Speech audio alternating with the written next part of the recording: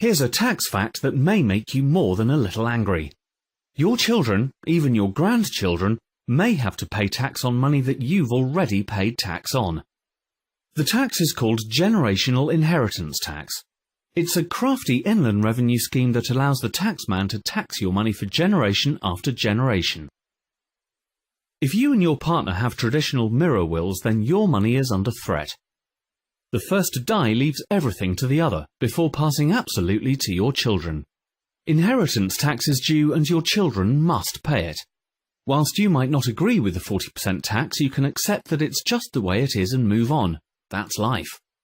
Well, assuming your children make similar wills, leaving everything to their kids absolutely, your grandchildren will also end up paying tax on the same assets. The taxman repeatedly pockets your family's money, as the inheritance is passed down the family through this stealth tax. You have every right to feel angry and confused.